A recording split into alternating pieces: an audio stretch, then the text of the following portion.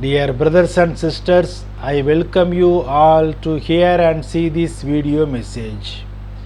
In this video, we are going to see economic jihad on Muslims should be prevented in India by Hindutva fundamentalists declaring the economic jihad on Muslims happening in India on recent BJP tenure in central government. This should be prevented. We should earnestly pray for this. Content for this video I given in the description. You can go through and study. In April 2022, there were meat bans in various states in the country. The role of the state on this issue was questioned as the Bhartiya Janta Party's National General Secretary went on record to term the Halal meat ban as an economic jihad. Right before the Ugadi festival in Karnataka 2022, Hindutva groups launched a campaign demanding a ban on halal meat in the state. They called on all Hindus to boycott products with halal certification, alleging that the revenue from the certification is used for anti-national activities. Different narratives about the reason for this boycott emerging in the public domain.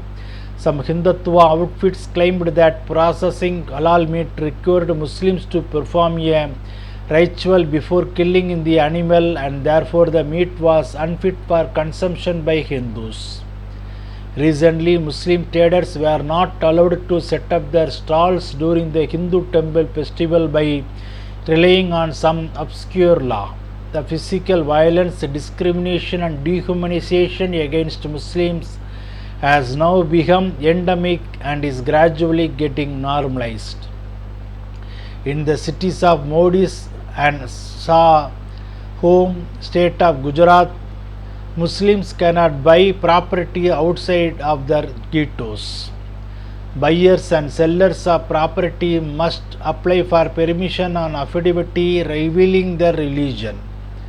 The state government controls what the make of particular neighborhood is and regulated the entry of Muslims into those areas.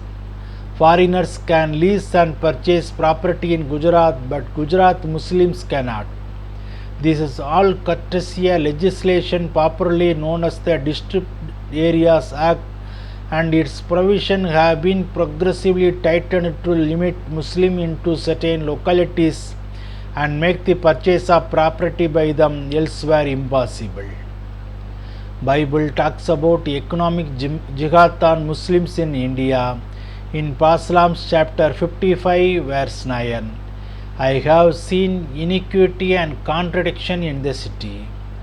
Also in Acts chapter 19 verse 25, 38 and 39, Demetrius, that is Hindutvavist, brought together everyone who was in the same business and said, Men, you know we are earning a good income from this religious business. So then, if Demetrius and the craftsmen who are with him have a complaint against these men, that is Muslim vendors, we have courts and judges. Let them take their complaints there. But if you Hindutvaist want anything beyond this, it shall be settled in the lawful assembly. Amen.